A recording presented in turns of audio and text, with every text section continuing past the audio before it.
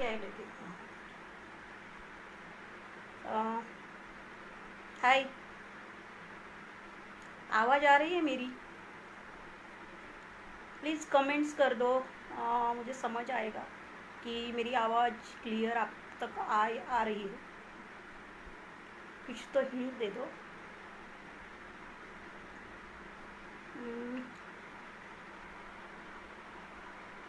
Okay.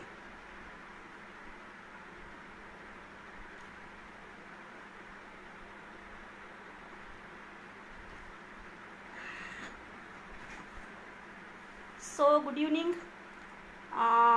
मैं सोनाली मस्के, स्वर्णमाला मस्के, औरंगाबाद से, महाराष्ट्र से। सबको मेरा क्रांतिकारी जय भीम, जय संविधान। अ, ये जो आज पेज है, हम देखते हैं कि कोरोना की इस आपत्ति में हम सब घर पे बैठे हैं और हमारा जो वर्चुअल कन्वर्सेशन है अभी ये हमने शुरू किया है, क्योंकि जो ज्ञान की आदान प्रदान है वो किसी भी तरह से हो सकती है। ये हमें वर्चुअल टेक्नोलॉजी ने बता दिया है, तो इसका हम उपयोग करके जो ऑनलाइन प्रोग्राम्स अरेंज कर रहे हैं उसका ये एक भाग है। So firstly I thank to भारतीय पिछड़ा जो संगठन है, उस संगठन के पेज को मैं फ़र्स्ट ऑफ ऑल थैंक्स करना चाहूँगी, क्योंकि मुझे पता चला कि ये पेज महाराष्ट्र में ही नहीं तो भारत भर में सब लोग इस पेज का रेफरेंस देखते हैं, तो इसलिए मुझे बहुत खुशी है। तो मैं फ़र्स्ट ऑफ ऑल थैंक्स करना चाहती हूँ इस पेज के आयोजक को और प्रभाकर गायकवाड़ सर को और सुदाम सिंचानी सर को। सो मेरा क्रांतिकारी जय भीम।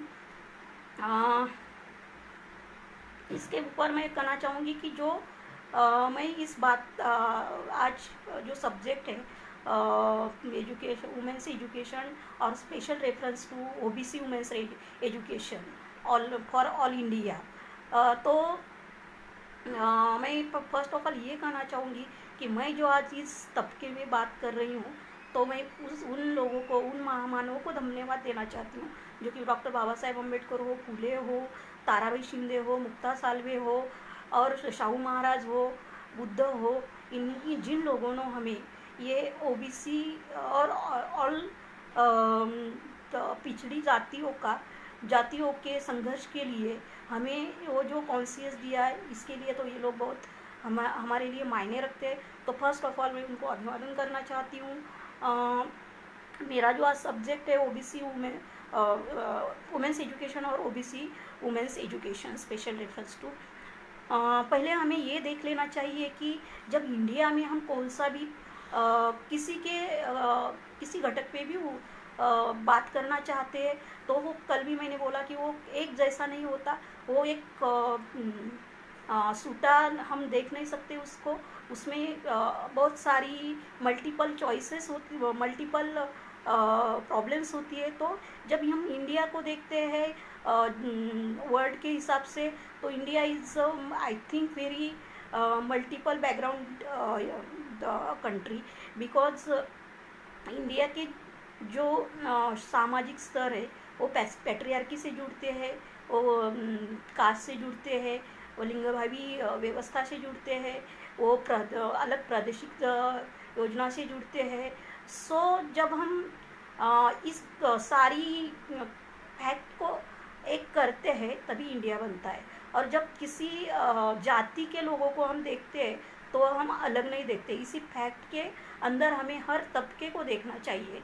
सो मेरे लिए इसीलिए ओबीसी एजुकेशन में देखती हूँ, वुमेंस के प्रॉब्लम देखती हूँ, तो मुझे ये सब चीज़ों का ध्यान रखना चाहिए कि अलग मैं वुमेंस एजुकेशन पे बात नहीं कर सकती, ओबीसी एजुकेशन पे बात नहीं कर सकती। ये सब घटकों को हमने देखना चाहिए।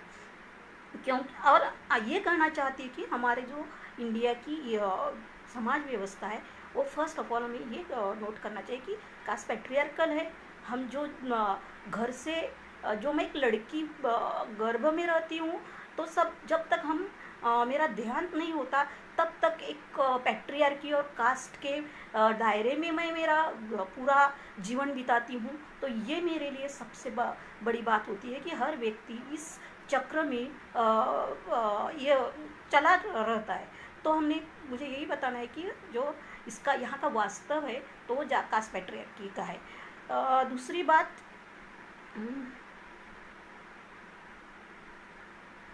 ये जो कास्ट पैट्रियार्की है, तो इस कास्ट पैट्रियार्की के लिए बहुत सारे लोगों ने संघर्ष किया है, क्योंकि ये जो हमारी इंडिया की आइडेंटिटी है कास्ट पैट्रियार्की, सिर्फ यूनिवर्सल आइडेंटिटी जो कास्ट की है, तो उनके लिए बहुत सारे लोगों ने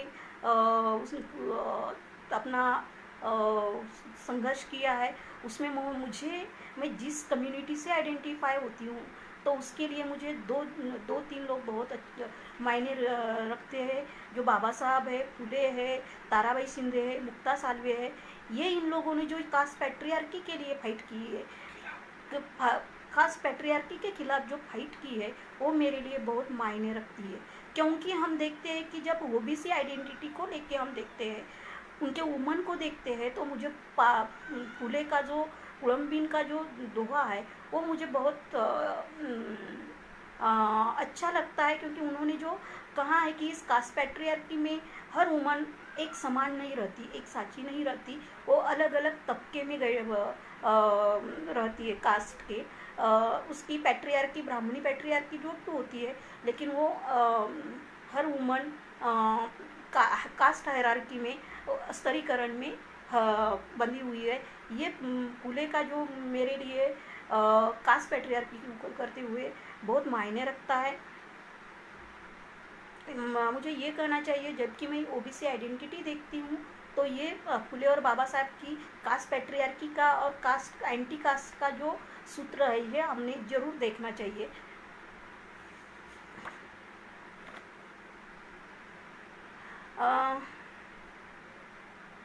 जब हम ओबीसी सब एजुकेशन की बात करते हैं, तो एजुकेशन की बात करते हुए भी हमें ये पता चलता है कि कॉलोनियल पीरियड से जो हमारे यहाँ जब ब्रिटिश आए, तब से हमारे यहाँ एजुकेशन की व्यवस्था शुरू हुई है। पहले थी, लेकिन ये जो एक इलाइट क्लास के लिए, पुरोहितों के लिए, पारंपरिक लोगों के लिए ये व्यवस्था बनी रहती थी।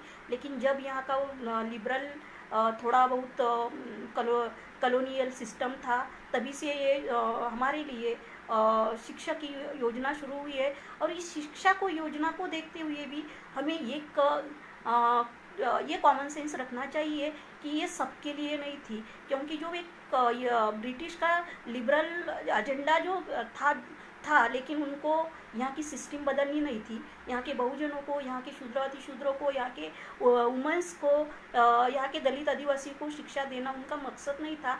तो उनके प्रशासन व्यवस्था को स्ट्रॉन्ग करने के लिए उन्हें एजुकेशन की ज़रूरत थी, क्योंकि मुठभर ब्रिटिश यहाँ पे आए थे और उन्हें ये सब प्रशासन संभालना मुश्किल था। तो उनके लिए जो एक गट चाहिए था, वो कारकुनी गट चाहिए था, उनके लिए उन्होंने क्लरिकल वर्क चाहिए था। उसके लिए यहाँ की शिक्षा की योजना उनके फ़ायदे के लिए, और जो पाश्चात्य देशों से लिबरल एजुकेशन की फैक्ट आई थी, तो उनके लिए, भारतीयों को पढ़ाने के लिए उन्होंने यहाँ शिक्षण की योजना शुरू की है। यह हमने याद रखना चाहिए। और उसमें भी उन्होंने जो यहाँ का इलाइट ग्रुप है, जो पहले ही पढ़ा लिखा हुआ था, तो ध्यान में रखना चाहिए कि उन्होंने शिक्षा किसी को दी, तो यहाँ की इलाइट वर्ग को शिक्षा दी है, जिन्हें वो क्लरिकल बोल के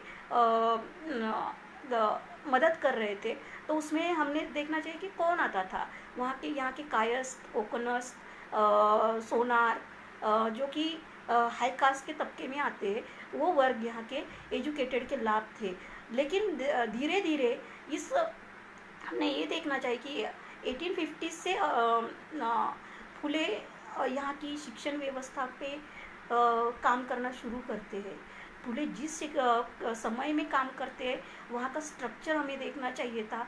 फुले जिस समय में गुजरते थे, उस समय में उन्होंने पहली बार बहुजनों के लिए, यहाँ के दलित आदिवासियों के लिए, यहाँ के शूद्रों के लिए, यहाँ के कष्टकरी वर्गों के लिए पहली बार उन्होंने स्कूल शुरू किए हैं। और मुझे यही महत्वपूर्ण लगता है कि हमारी ये बताना है कि हमारी एजुकेशन की बात किसने छेड़ी है। तो हमें ये याद रखना चाहिए कि हमें ये एजुकेशन का दायरा किसने दिया है। तो निश्चित मुझे 18 सेंचुरी से 19 सेंचुरी में फूले ने जो हमारे लिए वर्क किया है, ये हमारे लिए बहुत मायने रखता है। तो हमें ये कॉन्शियस रखना चाहिए एजुकेशन की, हमारे एजुकेशन की लड़ाई किसने शुरू की है, ये ओबीसी के लिए बहुत मायने रखता है। दूसरी बात यह है कि जब हम देखते हैं कि स्वतंत्र फूले की लड़ाई के बाद बाबा साहब भी हमारे लिए काम करते हैं ओबीसी के लिए। उन्होंने जो एक दलित कॉन्शियसनेस मूवमेंट में दिया था, वो दलित कॉन्शियसनेस स्ट्रांगली आज है। और ये दलित कॉन्शियसनेस आने के बाद यहाँ की दलित मूवमेंट और स्ट्रांग हो गई है। लेकिन हम ये देखते हैं कि हमें ओबीसी कॉन्शियसनेस कब आया है, तो मंडल आने के बाद ही ओबीसी कॉन्शियसनेस आया है। मंडल आने के पहले हम अपने आप को क्या है ये भी पता नहीं चलता था कि हम कौन से तबके में आते हैं। तो एक कॉन्शियसनेस की बात इसीलिए कर रही हूँ कि जब हम अपने एजुकेशन की बात करते हैं, फूले ने जो हमें कॉन्शियसनेस दिया था वो हम आगे ला सकते हैं। लेकिन जब जैसे बाबा साहब दलितों के हक और अधिकारों के लिए कॉन्शियसनेस देते हैं, वैसे हमें भी दिया था, लेकिन हम एकजुट नहीं हुए थे।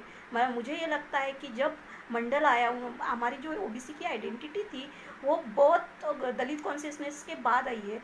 और ये हमारे लिए विचाराधीन है कि हमने हमारा कॉन्शियसनेस और बढ़ाना चाहिए। ये इसीलिए नहीं कि हम ओबीसी जात एक गट्ठा करके तैयार रहना, इसीलिए नहीं। तो मुझे ये कहना है कि जो एजुकेशन की सिस्टम है, इस सिस्टम के लिए हमें लड़ने के लिए हमें ओबीसी कॉन्शियसनेस बहुत ज़रूरी है। और वो ओबीसी कॉन्शियस की लड़ाई मुझे लगता है कि जो बाबा साहब और फुले ने हमें जो सूत्र दिए हैं उनके साथ लड़नी चाहिए। और ये हमारे लिए बहुत मतलब रखता है। जब मैं ओबीसी कॉन्शियसनेस की बात करती हूँ तो मुझे ये कहना पड़ता है कि ओबीसी बोले तो जब अदर बैकवर्ड क्लास, तो एक इसमें कास्ट नहीं होती है। बाबा साहब कहते हैं कि हर एक कास्ट अलग अलग वर्ग होते हैं, एक एक कास्ट की अलग रचना होती है, उनकी संस्कृति होती है और एक स्ट्रक्चर होता है। वो भी ब्राह्मणी का पैट्रियार्की में होता होगा, लेकिन अलग एक कास्ट का कॉन्शियसनेस है। तो हमारा ओबीसी का जो अदर बैकवर्ड क्लासेस का जो गट आता है, तो उसमें कॉन्शियस के लिए हमें पहले हमारी जो अलग अलग जाति है उनको छोड़ के थोड़ा हमारे आर्थिक और सामाजिक और लड़ाई के लिए ये जो ओबीसी कॉन्शियसनेस हमें पॉलिटिकली और सामाजिकली लड़ाई के लिए बढ़ाना चाहिए, ऐसे मुझे लगता है।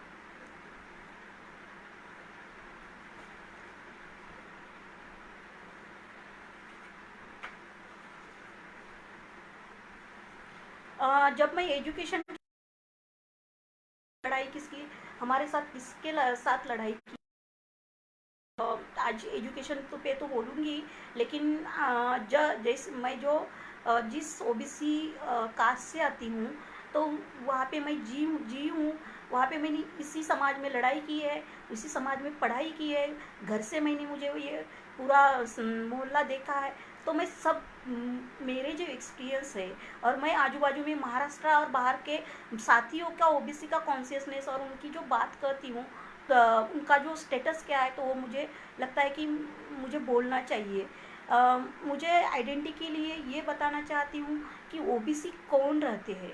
जो सामाजिक धारा है, तो ओबीसी मुझे लगता है कि वो बीच में का जो जाति है वो हम है। ऊपर के जो ब्राह्मण सवर्ण और ब्राह्मण मराठा है, उनके बीच में हम हैं। और फिर नीचे के दलित आदिवासी भटके वो गुट है। लेकिन हम जब अपना ओबीसी ये जो बीच का जो जाति है हमारी, उस जाति को हम कैसे नज़रिए से देखते हैं, ये हमारी लड़ाई के लिए मुझे लगता है कि बहुत मायने रखता है। क्योंकि आज जो हम अदर बैकवर्ड क्लासेस हमारी कैटेगरी है, लेकिन हम कितने अपने आप को अदर बैकवर्ड क्लासेस मानते हैं और कौन से स्टैंड पे खड़े रहते हैं, ये हमारे लिए मायने रखता है।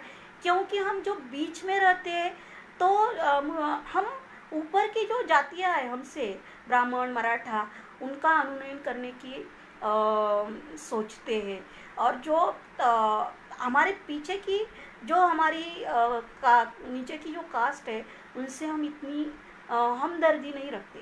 ये मेरा कहना नहीं है कि कास्ट हायरार्की में जो हम हमारे नीचे वाले होते हैं उनसे हम दूर रहते हैं और ऊपर वाले रहते हैं उनका हम अनुनयन करते हैं। ये कास्ट हायरार्की का एक सूत्र है और ओबीसी इसी सूत्र में बंधा है, ऐसे मुझे लगता है। इसीलिए हमें अपना स्टैंड पहले क्लियर करना चाहिए कि हमारी लड़ाई किसके साथ है, हमें कौन से स्टैंड पे खड़ा रहना है। हम दलित, आदिवासी, ओबीसी के स्टैंड में रहना है, या हम हमारी ऊपर जो लोग हैं उनके साथ जाना है। इसीलिए ये मैं बात नहीं कर रही कि उनके साथ जाना है या नहीं जाना है, इसीलिए बात कर रही हूँ कि हमारी लड़ाई किससे है। जो ओबीसी फैक्टर आता है तो हिंदुत्व का, मतलब मुझे लगता है वो बहुत बड़ा फैक्टर है। तो मुझे ये कहना है कि हिंदू धर्म की जो कैटेगरी में हम आते हैं, तो लेकिन हमें हिंदू धर्म के इस कैटेगरी में भी हमें हमारा स्टैंड क्लियर होना चाहिए। जब हम देखते हैं कि जब मैं हिंदू कहती हूँ मुझसे, तो मैं कौन सी हिंदू हूँ ये मुझे क्लियर होना चाहिए, ना कि मैं ब्राह्मणी विचारधारा की हिंदू हो, ये मुझे नहीं कहना चाहिए। क्यों? मैं इसीलिए कह रही हूँ कि हमें बाबा साहब और फुले ने जो आइडेंटिटी दी है, तो वो आइडेंटिटी एंटी कास्ट और की दी है, वो हमने एक्वायर करनी चाहिए, वो हमारा स्टैंड रहना चाहिए। मुझे लगता है कि जब मॉब लिंचिंग होती है, मॉब लिंचिंग में हम किसके साथ खड़े हैं ये मुझे बहुत मायने रखता है। जब किसी पे अत्याचार होता है तो हम किसके साथ खड़े रहते हैं ये भी मेरे लिए मायने रखता है।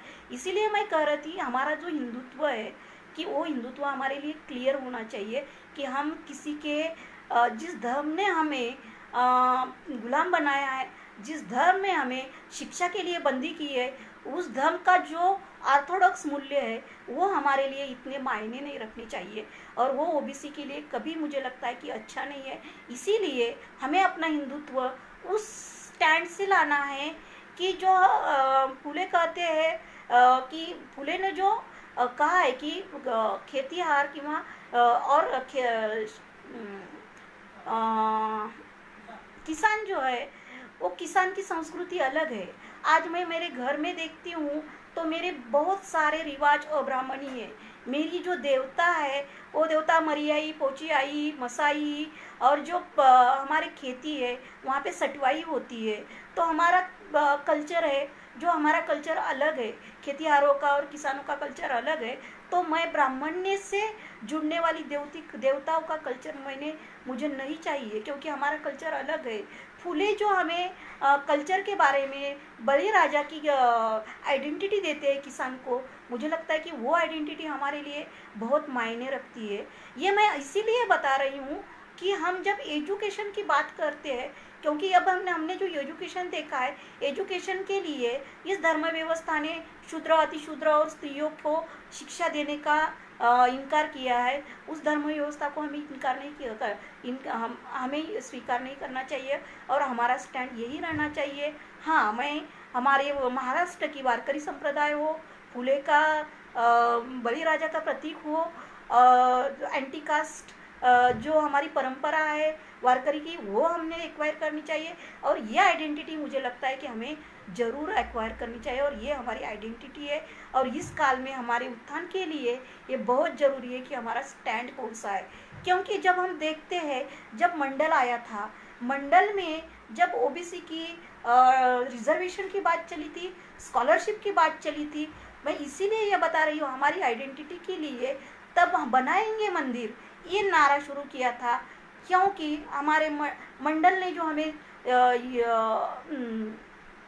रिजर्वेशन दिया था, स्कॉलरशिप का दायरा दिया था, तब ये क्वेश्चन आगे हुआ था बनाएंगे मंदिर। तब मुझे ये याद है कि तब ओबीसी तबके से ये बनाएंगे मंदिर वाले ज़्यादा लोग वहाँ पे थे। हम अपनी जो एकता है मंडल पे दिखा नहीं पाए। तो मुझे ये लगता है कि हमारे क्वेश्चन कौन से हैं और कौन से धर्म से हम मायने रखते हैं, कौन से स्टैंड से मायने रखते हैं, ये हमारे लिए ज़रूरी है। और इसी सब क्वेश्चन के भीतर हमने अपना कॉन्शियसनेस स्टैंड करना है, ये मुझे मेरे लिए बहुत मायने रखता है।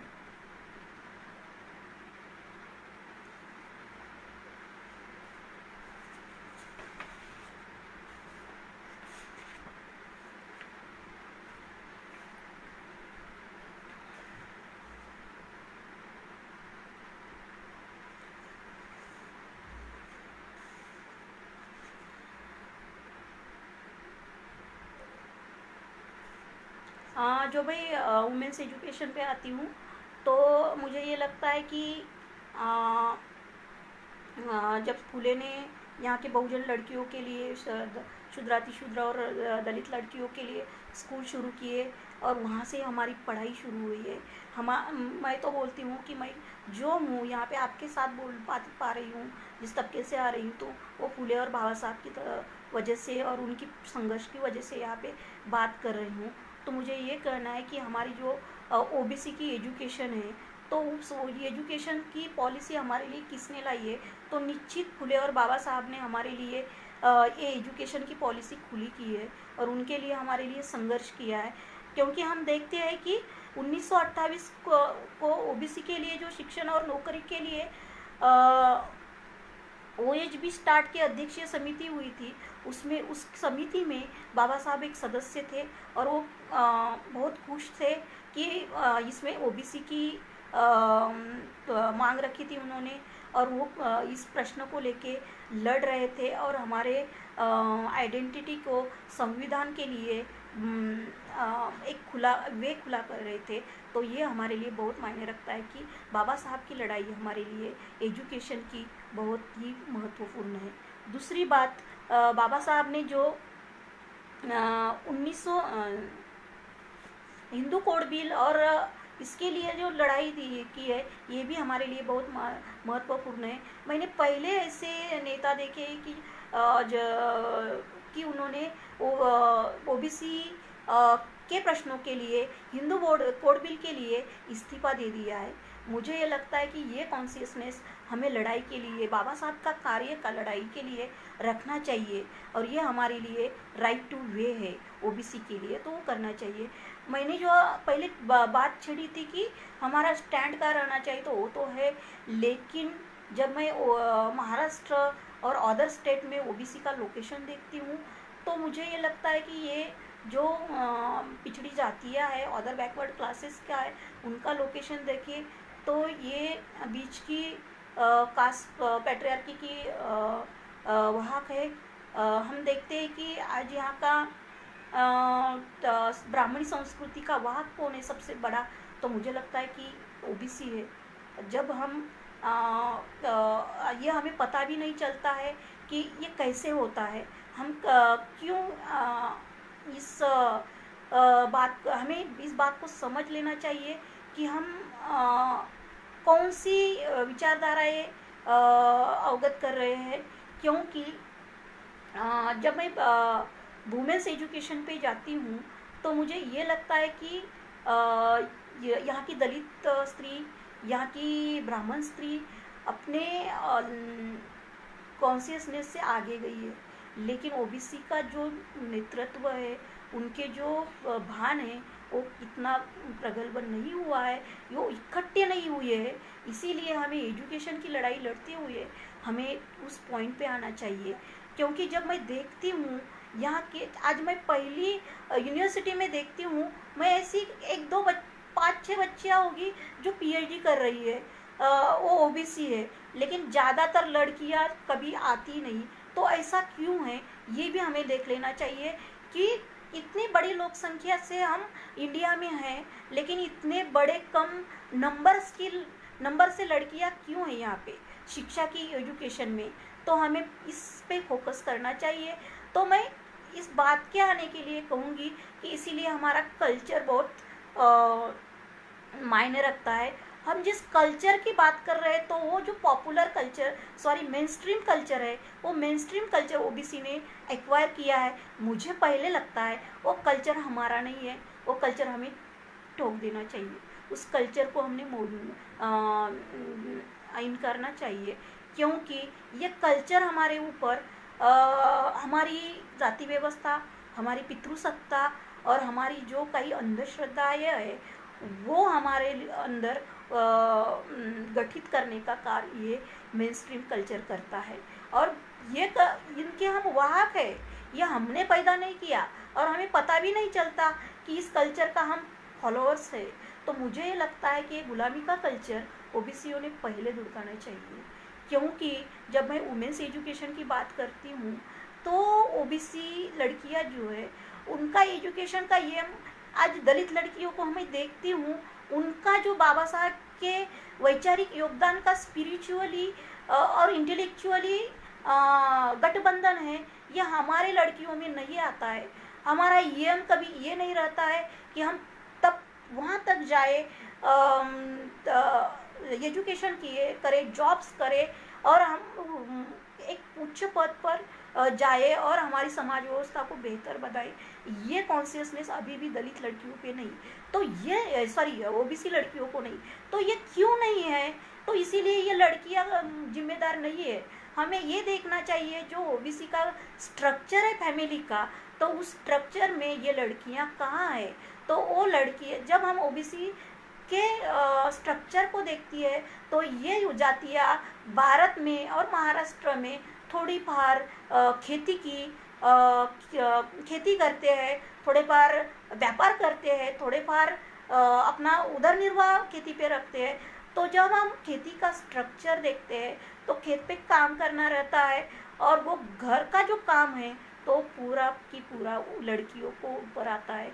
घर की जो में औरत रहती है उसको घर पे भी काम करना है, खेत पे भी काम करना पड़ता है, और घर का जो और काम होता है, बच्चों को संभालना होता है, घर का और काम होता है, तो इन लड़कियों को करना पड़ता है। तो डोमेस्टिक वर्क के लिए ओबीसी लड़कियां, मैं ये नहीं कहती कि हर और जाति की लड़कियां करती नहीं है। भारत के कास्ट पेट्रियार्की ने वुमेन्स के लिए घर का पूरा काम औरत का ही है ये बता दिया है, और वहाँ पे पेट्रियार्की हमें देखती है।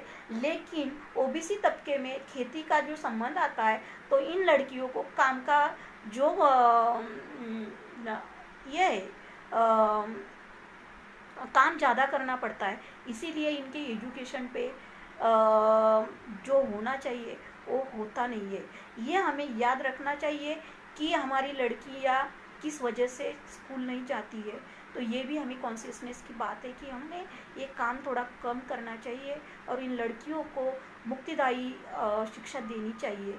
दूसरी बात मैं कल्चर की जब करती हूँ, जो ओबीसी कास्ट की जो लड़कियाँ है, ये चर्चा जो मैं कर रही हूँ इंक्लूडिंग मी, मैं इस चर्चा के बाहर नहीं हूँ, मैं अपने मुझे अलग नहीं रखती हूँ। मेरे घर से मैं आपको इस सिस्टम के ओबीसी सिस्टम के ओबीसी जात के अंदर से आपको बोलती हूँ। जब कल्चर का मोहल्ला आता है तो जब मैं मेरे बहनों को देखती हूँ तो वो अपने जो कल्चर है, मेन स्ट्रीम कल्चर है, उनको ही फॉलो करती है, जो वही शिक्षा में आता है। क्योंकि आज हम देखते हैं कि कल्चर की बातें जो की है तो पूरा प्रथा परंपरा रूढ़ी इसके ऊपर है, और ओबीसी की स्त्री ज़्यादा से ज़्यादा इस धर्म रूढ़ी प्रथा परंपरा अंधविश्वास में पूरी लड़कियों के लिए नहीं कर रही हूँ, सामान्यकरण में किसी बात का नहीं कर रही हूँ, लेकिन मैंने जो एक्सपीरियंस लिया है तो ये सही है। तो ये मेन स्ट्रीम कल्चर का, और मेन स्ट्रीम कल्चर कौन सा है तो ब्राह्मण्य का मेन स्ट्रीम कल्चर है, और ये मेन स्ट्रीम कल्चर का पगड़ा मुझे लगता है कि इन लड़कियों पे बहुत ज़्यादा है, और ये लड़कियां इसके लिए जिम्मेदार नहीं है। मैं पहले ही बताया है कि ओबीसी और ओपन का जो वाहक है, उनकी जो धाराएं फॉलोअर्स है ब्राह्मण्य की, तो वो ये दो तबके करते हैं, और उनमें से सबसे हमने देखा है धर्म व्यवस्था और संस्कृति किसी के ऊपर रखी है तो वुमेन्स के ऊपर रखी है। तो ये जो मेन स्ट्रीम कल्चर है जो हमारे लिए, तो हमारे लड़कियों के लिए उनका कॉन्शियस खड़ा नहीं होने देता है, उनका सेल्फ रिस्पेक्ट जो है खड़ा नहीं रहने देता है। जब हम एक दलित मूवमेंट की लड़की को देखते हैं तो वो बहुत गरीब तबके से आती है, उसके मानवीय हक कभी पूरे नहीं होते, तब भी एजुकेशन की बात वो करती है। दलित महिला के दायरे में हम ओबीसी महिला का खान पान और थोड़ा फार मानवीय हक और दर्जा की बात की तो उनके हक का थोड़े फार और जीने की जो स्टेटस है थोड़े ऊपर निश्चित है, तो भी हम एजुकेशन के बारे में आगे क्यों नहीं जाते। इसीलिए मैं कह रही हूँ कि हमारा दलित महिला का जो एंटी कास्ट और जो एजुकेशन के बारे में हुआ विवेकी विवेक है वो अच्छा है। और हमारे ऊपर जो धर्म संस्कृति और ब्राह्मणी संस्कृति का हम जो वाहक है, इसी की वजह से हमारा सेल्फ रिस्पेक्ट लड़कियों का और कॉन्शियस भी जागा नहीं होता है। वो कॉन्शियस हमने छोड़ वो हमारा मेन स्ट्रीम कल्चर हमने फॉलो करना छोड़ देना होगा। मेरा भी एक अलग कल्चर है, मेरी भी एक अलग पहचान है कि जो मैं फूले से बाबा साहब के आंदोलन से पहचान करनी चाहिए, ना कि इस धर्म व्यवस्था ने जिस स्त्री को जिस गुट को ओबीसी को गुलाम किया है उससे हमने राता रही रखना चाहिए। जिस फूले ने हमें बताया है कि यहाँ की सिस्टम ने सबसे ज़्यादा गुलाम शिक्षा की व्यवस्था में किसे किया है, तो लड़कियों को किया है। वो धर्म के दायरे में किया है, वो कल्चर के दायरे में किया है। इसकी बात की हमने उकल करनी चाहिए और उन पे ध्यान देना चाहिए। दूसरी बात मैं ये कहनी चाहूँगी कि जब शिक्षा की बात आती है तो ओबीसी वुमेन्स की जो एजुकेशन की ग्रोथ है वो क्यों कम है, ये हमने देखना बहुत मुझे लगता है मेरे लिए भी मायने रखता है। क्योंकि मैं जब बोलती हूँ तो मैं इस यूनिवर्सिटी में ज़्यादा से ज़्यादा 20-25 लड़कियाँ होगी डॉक्टर बाबा साहेब अम्बेडकर मराठी यूनिवर्सिटी में जो ओबीसी तबके से आती है और वो पीएचडी करती है, लेकिन उनके जॉब का भी कोई पता नहीं अलग कि वो तो जॉब मिलना तो अलग बात है ओबीसी के लिए, लेकिन एजुकेशन की मैं अभी बात कर रही हूँ। वो 25 लड़कियाँ क्यों इतनी कम है, तो हमें ये भी ध्यान देना चाहिए कि ओबीसी का जो भारत में स्टेटस है वो खेती किसान और वो जो गांव का जो दायरा है उसमें रहा है। ज़्यादा से ज़्यादा ओबीसी गांव में है, ज़्यादा के ज़्यादा ओबीसी अभी भी शिक्षा से जुड़े हुए नहीं है। तो जब मैं इस ओबीसी गुट की बात करती हूँ तो लड़कियों का जो स्टेटस देखती हूँ तो एजुकेशन नहीं होने के कारण यहाँ इसमें बाल विवाह ज़्यादा से ज़्यादा होती है। यहाँ की लड़कियों की सीखने की जो उम्र होती है, इसकी जो लड़कियाँ होती है वो जो 18 साल के ऊपर का जो जीना है लड़कियों का वो ज़्यादा से ज़्यादा होता नहीं है। उसकी शादी की जाती है, एक तो उसमें डोमेस्टिक वर्क के लिए जुड़ा दिया जाता है, उसके बाल विवाह उसका बाल विवाह करते हैं। मैं ये नहीं करती हूँ कि ये सब लोग करते हैं, लेकिन अब जिस कास्ट की बात करते हैं उसका एक ओवरऑल जो हमने एक्सपीरियंस देखा, उसकी जो जड़न गड़न देखी, तो इस कम्युनिटी में ज़्यादा से ज़्यादा बाल विवाह होते हैं। मेरी बहन मेरी गांव की ओबीसी महिलाओं का जब मैं शादी का आयुर्मान देखती हूँ तो 18 के ऊपर बहुत कम लोगों की शादी होती है। ये 16, 17, 18 ज़्यादा से ज़्यादा 22 तक उनकी शादी हो जाती है। इसीलिए और ये क्यों होता है, फिर मैं ये बात कहती हूँ कि हमें जो अपने आत्मनिर्भर होने का कॉन्शियसनेस नहीं है कि हमारी जो रीति रिवाज है, हमारी जो घड़न होती है तो वो वैसी होती है कि शादी करना और शादी के ऊपर बाद में भी हमें काम करना है। और जिस लड़कियों ने शिक्षा ली है वो लड़कियां भी शादी के बाद जॉब करेगी ये भी पता नहीं है, क्योंकि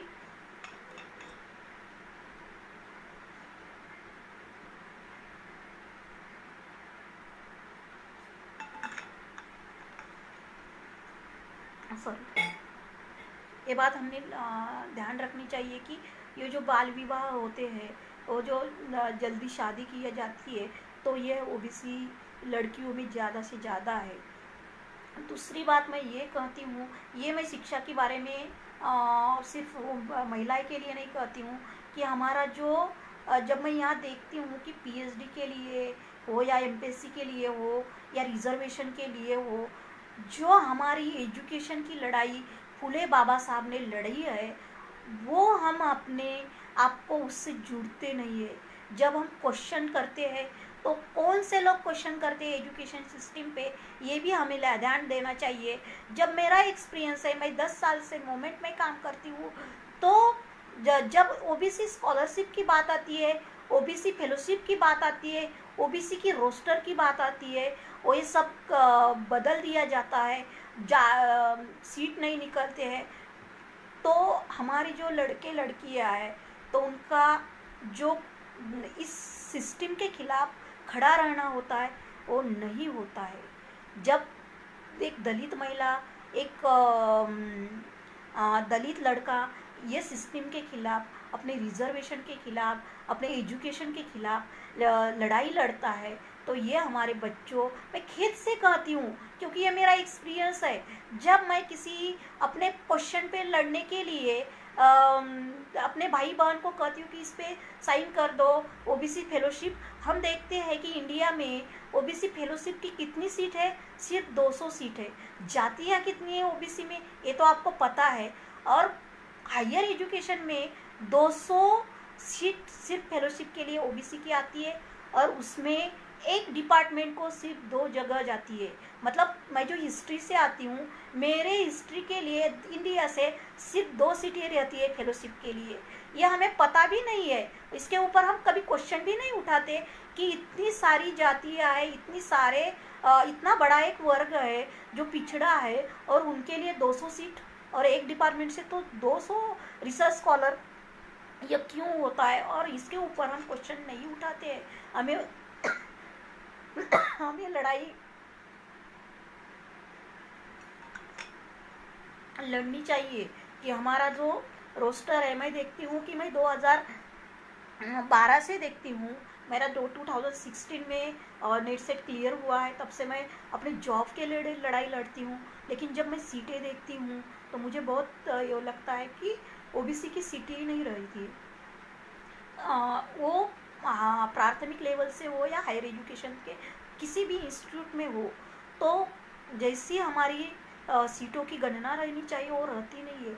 इससे दुखद की बात ये रहती है कि हमारे लड़कों को वो कॉन्शियसनेस नहीं आता है कि हमारी सीटें कहाँ से कम हो रही है, क्यों कम हो रही है, और इसीलिए हमारी लड़ाई किससे होनी चाहिए, ये रहनी चाहिए। क्योंकि अब हम जब एजुकेशन पॉलिसी देखते हैं, जो हमारी प्रस्तावित सिस्टम की सरकार है, तो उनको हमारा वोटिंग बैंक चाहिए था।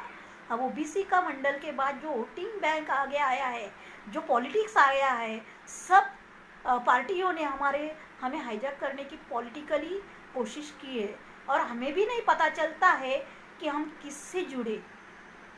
और इसमें मैं ज़्यादा से ज़्यादा ये बात करनी चाहिए कि ओबीसी में जो भी स्तरीकरण है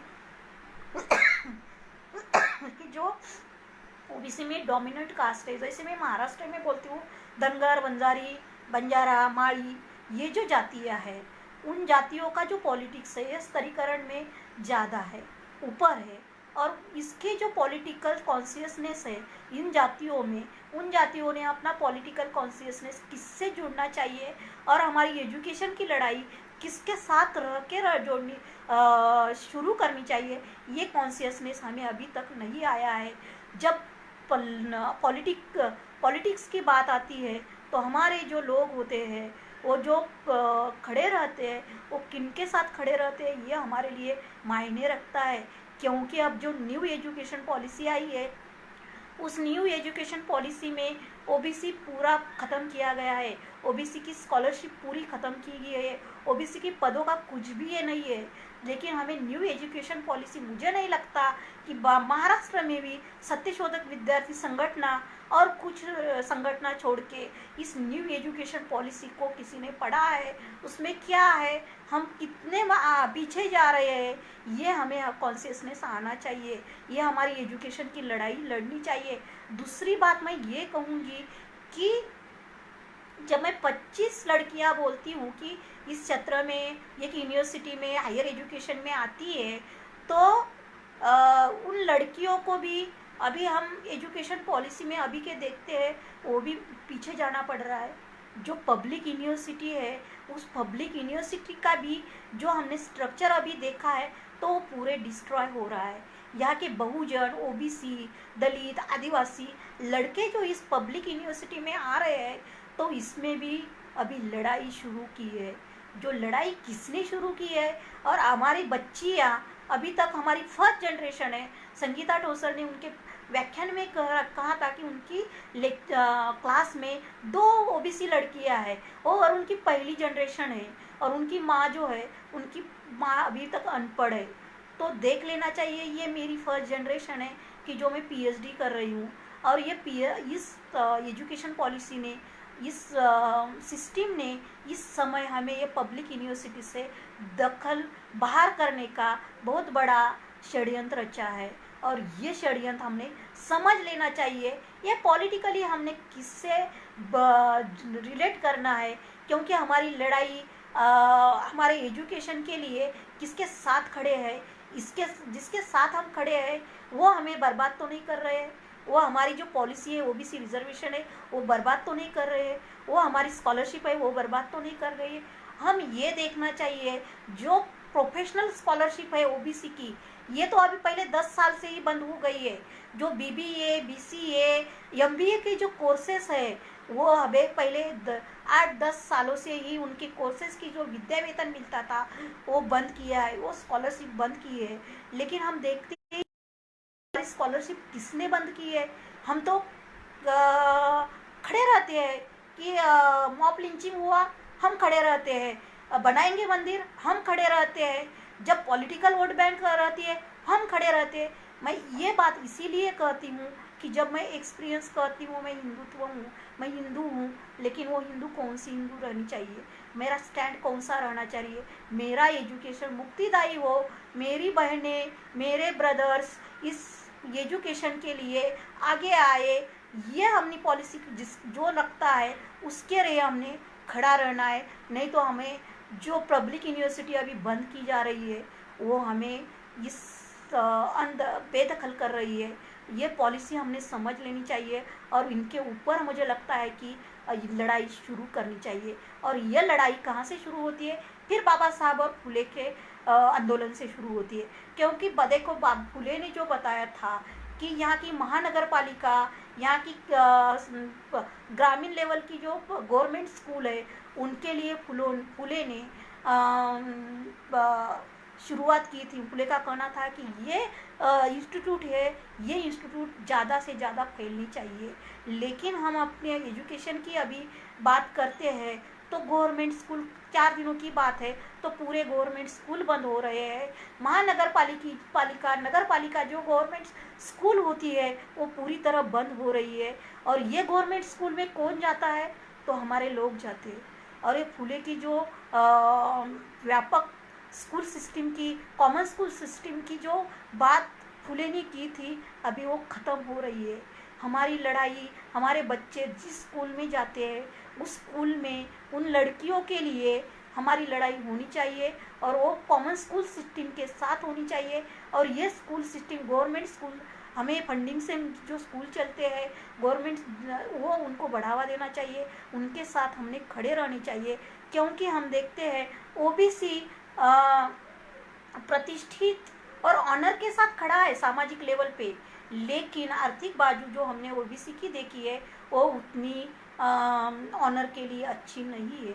और उनकी, मुझे लगता है कि जड़ इसी में है, उनके बच्चों को शिक्षा में वो आने के लिए ये बहुत बड़ा प्रॉब्लम है कि उनको एजुकेशन में उस आर्थिक हालाकी स्थिति में एजुकेशन नहीं, वो नहीं ले सकते हैं।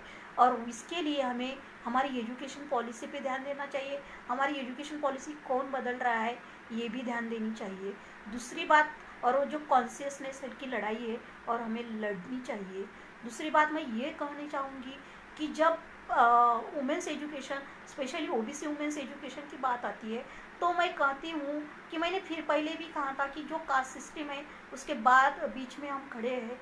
जो कल्चर है वो कल्चर हमारा ऊपर का हमने अक्वायर किया है, और उस कल्चर में और कास्ट सिस्टम में जो हम ओबीसी की ऑनर को देखते हैं, तो बाबा साहब जो एंडोगैमी योनि सुचिता की बात करते हैं, तो इस कास्ट को के ऊपर की जो महिला है, तो ये जो सवर्ण जाति से आती है, तो उनकी प्यूरिटी के लिए ओबीसी कास्ट में उनकी प्यूरिटी ओबीसी कास्ट के लिए ज़्यादा से ज़्यादा मायने रखती है।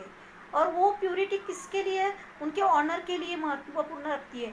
मैं महाराष्ट्र में देखती हूँ, जहाँ ऑनर किलिंग की बात देखते हैं तो लड़कियों की, तो ऑनर किलिंग की बात सिर्फ मराठा जाति से नहीं होती है। ब्राह्मण ऑनर किलिंग के लिए इतने लड़कियों के नहीं है, लेकिन मराठा और ओबीसी की जो लड़कियां हैं उनकी ऑनर किलिंग ज़्यादा से ज़्यादा होती है। तो ये लड़कियों के ऊपर जो ओबीसी जात से ऑनर टिका हुआ है, उनकी प्यूरिटी टिकी हुई है, मुझे लगता है कि ये हमने करना बंद करना चाहिए। और ये बंद करने के लिए हमें एंटी कास्ट जो मूवमेंट है वो लड़नी चाहिए। फुले और बाबा साहब ने जो बताया है कि यहाँ की लड़की वुमेंस की जो शोषण है, एक्सप्लॉयटेशन है, ये कास्ट प्यूरिटी के ऊपर रखा है, और वो एक्सप्लॉयटेशन कम करने के लिए हमें ये लड़ाई एंटी कास्ट की लड़नी चाहिए।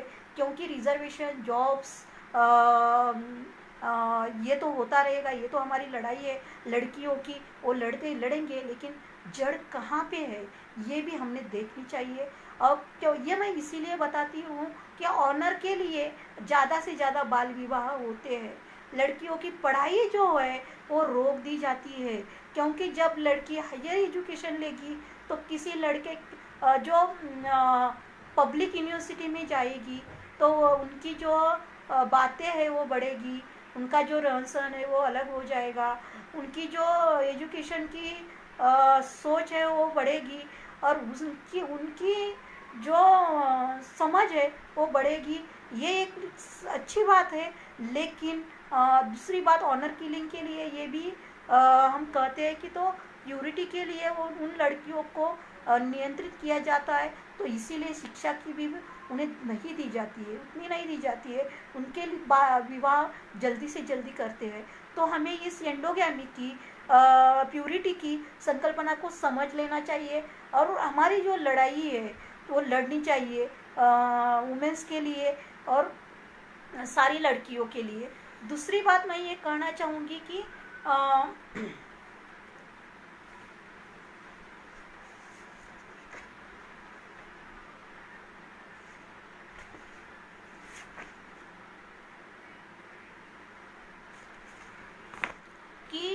ओबीसी, जब मैं लड़कियों की बात करती हूँ तो उसमें लड़के की भी एजुकेशन की बात हम कर सकते हैं। जब मैं देखती हूँ कि यहाँ के आंदोलन होते हैं, संगठन होते हैं, तो उस संगठन में अब्सेंस ज़्यादा से ज़्यादा ओबीसी लड़के लड़कियाँ रहती है।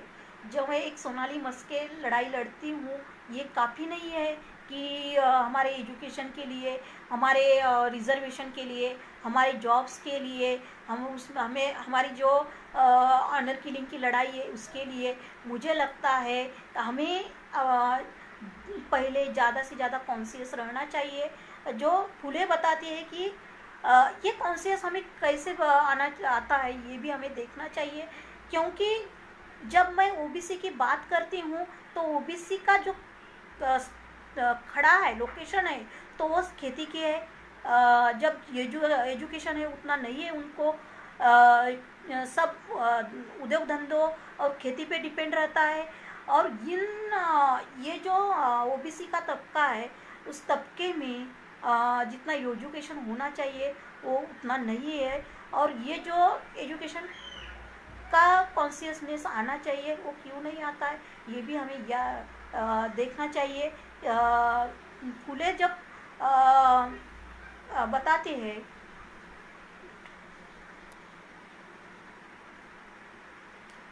फुले ने जो हमारी लड़ाई बताई है कि वो जो है कि खेती पे उन्होंने शेतकऱ्यांचा आसूड हे ये जो बुक लिखी है, उन्होंने जब उसमें बताया है कि हमारी लड़ाई शेठ जी और भट जी के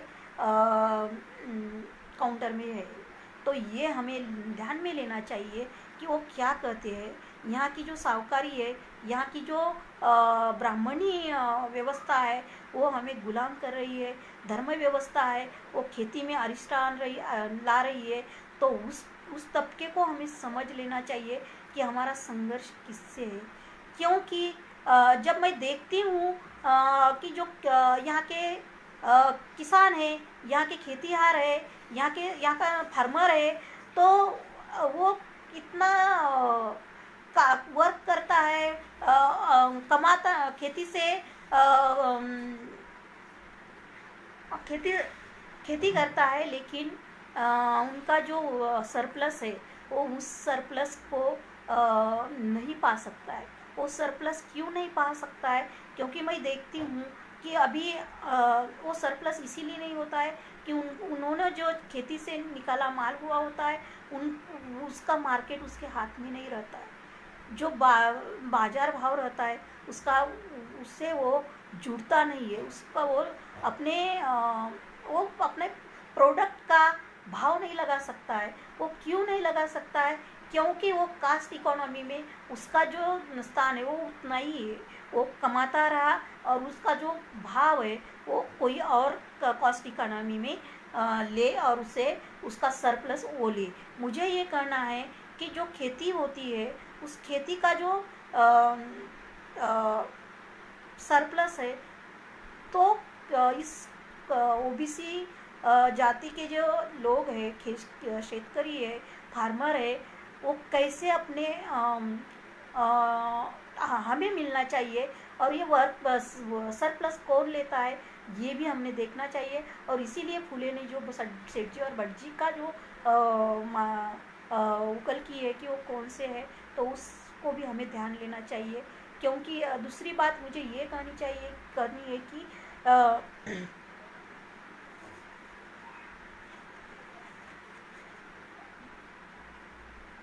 वुमेंस एजुकेशन के बारे में और एजुकेशन के बारे में ओबीसी के जो मैं बताती हूँ, तो मुझे ये बात क्लियर करनी चाहती हूँ कि हमें पहले जो शिक्षा है, शिक्षा की पॉलिसी को समझ लेनी चाहिए। क्योंकि शिक्षा की पॉलिसी अभी पूरी तरह बदल गई है। ओबीसी ही नहीं है, इस शिक्षा सिस्टम से दलित, आदिवासी, भटके विमुक्त और ओबीसी वो पूरे हद पार कर दिए जा रहे हैं। उनके लिए जो आरक्षण है, उनके लिए शिक्षा की जो योजना है वो पूरी बंद की जा रही है। और आज ये एससी के लिए का जो नॉन क्रीमिलियर है वो कौन से दायरे में लाया है, ये भी हमें देखनी चाहिए। ओबीसी के लिए जो सब कास्टेस है, उनकी क्रीमिलियर का जो दायरा है वो कौन से बेस पे लाया है, उनके भी बहुत कन्फ्लिक्ट है, ये भी हमें देखनी चाहिए। वो कॉन्शियसनेस हमारे लड़ाई के लिए लाना चाहिए। क्योंकि हमारी सिटी कम हो रही है, एजुकेशन के लिए पॉलिसी क्या चल रही है और हमारी पॉलिसी कौन सी होनी चाहिए, ये भी हमें इतना ध्यान देना चाहिए। क्योंकि और ये ध्यान कैसे देना चाहिए, मुझे लगता है कि हमें ये भान मूवमेंट से आता है और हमें उनसे जुड़ना चाहिए। क्योंकि और वो जुड़े कौन से भाग से हम जुड़ सकते हैं, तो फुले आम्बेडकरी मूवमेंट से जुड़ सकते हैं, हमारा पेरियार की मूवमेंट से हम जुड़ सकते हैं, जो भान हमें एंटी कास्ट का भान देता है। और जब हम एजुकेशन की बात करते हैं तो हमें एंटी कास्ट की लड़ाई लड़नी चाहिए। क्योंकि इस लड़ाई से ही हमारा भला है। हमारी एजुकेशन मुक्तिदायी तभी हो सकती है कि हमारा एक्सप्लॉयटेशन कौन कर रहा है, हमारी एजुकेशन पॉलिसी कौन तय कर रहा है, हमारी सीटें कौन तय कर रहा है, ये हमें देखना चाहिए। और उस लड़ाई का स्टैंड हमें लेना चाहिए। क्योंकि जब मैं महाराष्ट्र से देखती हूँ, भारत से देखती हूँ, तो जो आंदोलन होते हैं, उस आंदोलन के स्कॉलरशिप के जो आंदोलन मैं देखती हूँ, उसमें कम से कम लोग ओबीसी तबके से आते हैं, मेरे भाई बहन ओबीसी तबके से आते हैं। ये नहीं होना चाहिए। हमें हमारा जो कॉन्शियसनेस, हमें हमारा जो आत्मभान फुले ने दिया है। क्योंकि मैं फूले हमारे ओबीसी, बाबा साहब हमारे ओबीसी लड़ाई के हीरो है। वो बहान हमें 19 सेंचुरी में, 20 सेंचुरी में फूले और बाबा साहब ने दिया है, लेकिन हम कहाँ कम पड़ गए हैं जो उन्हें अपनाना हमें इतना नहीं आया है। वो हमने देखना चाहिए कि हम क्यों वो लड़ाई अपनाते नहीं है। ये लड़ाई हमें अपनाते समय ये भी देखना चाहिए कि हम कहीं अलग तो नहीं बढ़ गए हैं, अलग तो नहीं हो गए हैं। तो ये लिए मेरे लिए बहुत मायने रखता है, क्योंकि अब जो हम लड़ाई लड़ते हैं, हम हिंदू धर्म से जो मायने रखते हैं, हमारे हिंदू धर्म, हम हिंदू होते भी हमारे क्वेश्चन कौन से है, हम कौन से स्टैंड पे खड़े रहे हैं, हमारा धर्म कौन सी, ये हमें देख लेना चाहिए। मुझे लगता है कि एजुकेशन के लिए पॉलिसीज रिफ्रेम करनी होगी। हमारा स्कॉलरशिप का मुद्दा है, वो भी देखना पड़ेगा, क्योंकि स्कॉलरशिप इसीलिए मैं बोल रही हूँ कि कम से कम लोग की जो आर्थिक स्थिति है उतनी अच्छी नहीं है। प्रतिष्ठा, सामाजिक न्याय में हमारी प्रतिष्ठा थोड़ी फार अच्छी है, लेकिन इकोनॉमी, कास्ट इकोनॉमी बहुत ही गलत है। हमारे जो पॉलिसीज़ है वो इतनी अच्छी नहीं है। इसीलिए लड़कियों को हमें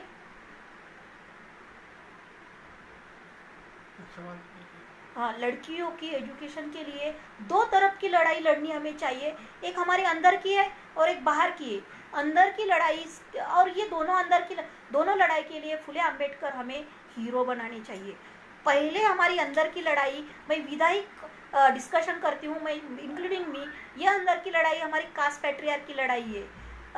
ये कास्ट पैट्रियार्की की लड़ाई हमें फूले ने एंटी कास्ट पैट्रियार्की की लड़ाई का जो सूत्र दिया है वो हमने करना चाहिए। क्योंकि मैं आज ही भी बोलती हूँ, जब मेरे घर में एजुकेशन की बात चलती है तो फर्स्ट फोकस मेरे भाई पे होता है, तो मेरे सेकंड फोकस मेरे पे होता है। और ये हमारे ओबीसी गुट में ही नहीं चलता है कि ये सिस्टम के सब कास्ट के दायरे में चलता है। और ये हमारे लिए, लड़कियों के लिए समान एजुकेशन की पॉलिसी फैमिली स्ट्रक्चर से शुरू होनी चाहिए, क्योंकि ये हमारे लिए महत्वपूर्ण बात है और वो हमने करनी चाहिए। वो ऑनर की जी बात है, शादी जल्दी से जल्दी करती है, वो हमने छेड़नी चाहिए। हमारी लड़कियों को जो बाल विवाह होते हैं, वो बाल विवाह की रोकथाम हमने करनी चाहिए। और हमारी लड़कियों की मुक्तिदायी योजना हमने खुद से लड़नी है, क्योंकि सूत्र, हमारी लड़ाई और कोई नहीं लड़ेगा। हमारी लड़ाई अपने आप को लड़नी पड़ेगी सोनाली मस्के से, और एक बहुत सारी लड़कियां जुड़नी पड़ेंगे। क्योंकि मैं इस पेज पे ही देखती हूँ, मुझे लगता है संगीता और मैं 2-4 लड़कियां छोड़ी तो कोई बात भी नहीं करता। ये मैं पेज का प्रॉब्लम नहीं कहती हूँ, तो हमें कॉन्शियसनेस भी नहीं है, हमें ये भी पता नहीं है कि हमारे क्वेश्चंस क्या है, हमारी लड़ाई क्या है, हमारी पढ़ाई क्या है, ये भी हम नहीं बात सके। दो जो मेरी साथी और मैंने बात की है, यही फर्क है कि हम दो ही बातें, लड़कियां बात करती है, दो ही महिलाओं ने बात की है, यही हमारा प्रॉब्लम है। तो ये हमने देखना चाहिए कि इस एजुकेशन में जो बाल विवाह है, गांव में जो गवर्नमेंट स्कूल है, हमें बचाने चाहिए। मैं यही इसीलिए कह रही हूँ, जो मैं महाराष्ट्र में ओबीसी का जो मैं वर्क देखती हूँ वो ज़्यादा से ज़्यादा ग्रामीण लेवल से आता है, और वहाँ पे लड़कियाँ पढ़ने को जाती है। लेकिन अब गवर्नमेंट पॉलिसी देखिए तो वो पूरे की पूरे बंद हो रहे हैं, और वो लड़कियाँ कहाँ जाएगी, वो लड़कियाँ बाहर नहीं जा सकती है। इसीलिए हमें गवर्नमेंट पॉलिसी का जो हमारे एंटी पॉलिसी हमारे ऊपर में शुरू की है वो भी हमने देखनी चाहिए। हमारी जो हिंदुत्व की लड़ाई है, ये हिंदुत्व की लड़ाई, हमारा हिंदुत्व कौन सा है ये भी हमारे लिए मायने रखता है। क्योंकि ये हिंदुत्व जब तक हमारी पॉलिटिकल आइडेंटिटी क्लियर नहीं करेगा, और ये पॉलिटिकल आइडेंटिटी क्लियर होने के बाद हम हमारा जो कॉन्शियसनेस है एजुकेशन का, हमारी पॉलिसीज का, तब तक हम तय नहीं कर पाएंगे। क्योंकि हम देखते हैं अब जो एजुकेशन ओबीसी की पॉलिटिक्स में जो लोग हैं वो किसी ऐसी धारा में जाके बैठे हैं, वहाँ का उनका कोई नामो निशान नहीं है, और जाते हुए भी वो हमारी कौन सी भी पॉलिसी को उठाते नहीं है, किसी भी एजुकेशन की बात नहीं करते हैं। तो हमें अपना जो पॉलिटिकल कॉन्शियसनेस है एक स्टैंड पे खड़ा करना चाहिए, जो एंटी कास्ट होना चाहिए, और हमारी पॉलिसीज कौन तय कर रहा है उनकी बात भी हमें तय करनी चाहिए। मुझे लगता है कि बहुत टाइम हो गया है, और कोई क्वेश्चन होंगे तो आप पूछ सकते हैं, मैं देखती हूँ। इसमें है ना, नीचे है ना क्वेश्चन आ रहे हैं ना, ऊपर गए थे, देखो जरा नीचे। हाँ, एक ये है कि पुरुषों से ज़्यादा लड़कियाँ, ओबीसी महिलाएं धर्म और संस्कृति की अटकी हुई है। मैं ये बात फिर और कहती हूँ, यहाँ का कल्चर, यहाँ का धर्म को किसने बनाया है? तो ये पुरुषों ने बनाया है, ब्राह्मणी व्यवस्था ने बनाया है। और पहले भी मैंने बताया था, सबसे ज़्यादा वाहक इस ब्राह्मणी व्यवस्था की कौन है? तो ओबीसी गुट है, ओपन का गुट है। और वो ये जो कल्चर किसी के ऊपर डिपेंड है तो वुमेन्स के ऊपर है। धर्म कौन संभालती है? वुमेन्स संभालती है। लेकिन वो वाहक है, जो बनाई हुई है रचना, वो पुरुषों ने बनाई हुई है, धर्मों ने बनाई हुई है। और उनका जो स्ट्रक्चर तय किया है वो लड़कियों पे, महिलाओं को थोपा है। वो उन्हें हमने कॉन्शियसनेस देना है कि ये जो आपकी लड़ाई है, इस संस्कृति से नहीं है, इस गुलामी से, धार्मिक गुलामगिरी से नहीं है। तो हमें फुले और बाबा साहेब पढ़ने चाहिए, हमारी लड़ाई हमने लड़नी चाहिए, और उनसे हमें जुड़ना है। अंधविश्वास से कोई काम नहीं चलेगा।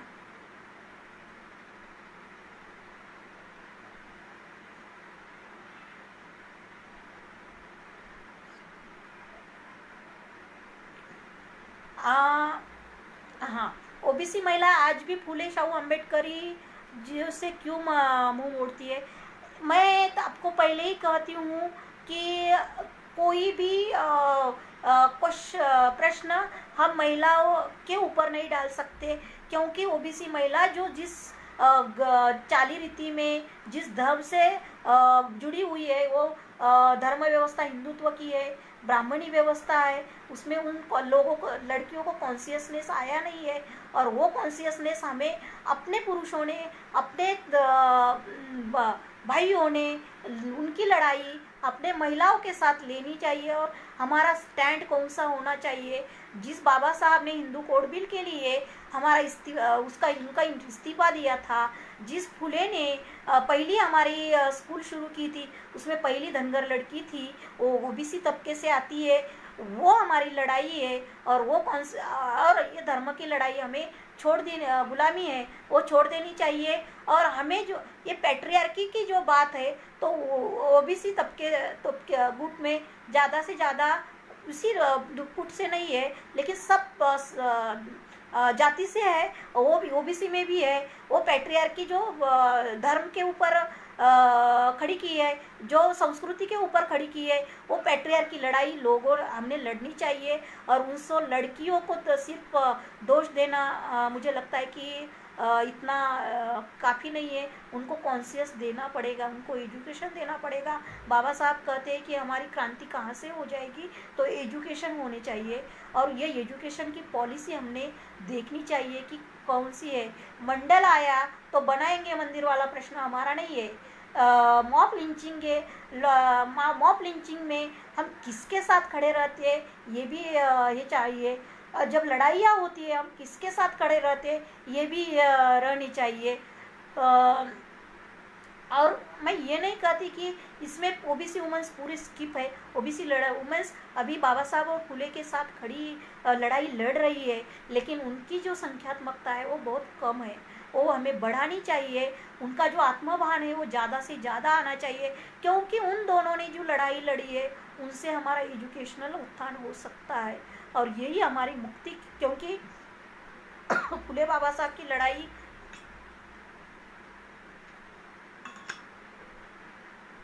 एंटी कास्ट की लड़ाई थी, एंटी जेंडर की लड़ाई थी। और वो लड़ाई से हम लड़ते लड़ते हमारी जो एजुकेशन की प्रश्न है वो हम ख़त्म कर सकते हैं। इसीलिए मुझे लगता है कि हमने ये शुरू करना चाहिए। और हमारी लड़ाई किनसे है, मुझे लगता है कि ये बहुत महत्वपूर्ण है मेरे लिए।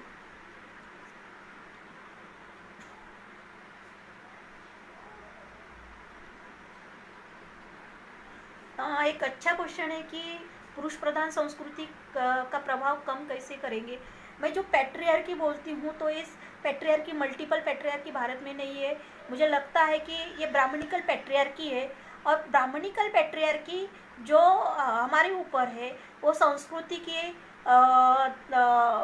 प्रथा परंपरा और धर्म से काबिज की जाती, नियंत्रित की जाती है। हमारी महिलाओं की जो लैंगिक नियंत्रण है वो रखे जाते हैं। मुझे ये लगता है कि जो प्रथा परंपरा और रीति रिवाजों में हमारी महिलाएं अटकी हुई है, इनको हमें समझ में लेना चाहिए और पितृसत्ता की लड़ाई निश्चित ही लड़नी चाहिए।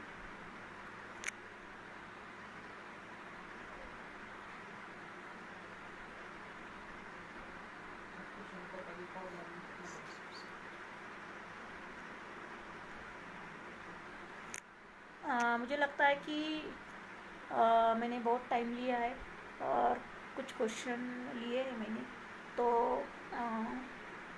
मुझे पता है कि जो क्वेश्चन थे इतने ओबीसी वुमेंस के जो क्वेश्चन है इतने कोरिलेट गुंता ये कन्फ्लिक्ट के है, क्योंकि कास्ट है, पैट्रियार्की है, उसके ऊपर हमारा कॉन्शियसनेस भी है कि हमें भी पता नहीं है कि हमारी लड़ाई कौन सी है, हमारे आइडेंटिटी की लड़ाई है, हम किसके साथ स्टैंड करते हैं, हमारी पॉलिसी कौन चला रहा है, ये सब एक जैसे क्वेश्चंस है। मुझे लगता है कि इन सब क्वेश्चंस को हमने समझ लेना चाहिए और ये हमारी लड़ाई लड़नी चाहिए। अंत में मैं यही कहूँगी कि फुले और बाबा साहब ने जो उत्थान दिया है, क्रांति का सूत्र दिया है, ये हमने अवगत करना चाहिए और हमारी लड़ाई जारी रखनी चाहिए। और मैं सबका धन्यवाद कहना चाहूँगी कि मुझे इस पेज के लिए यहाँ पे बुलाया। Thank you.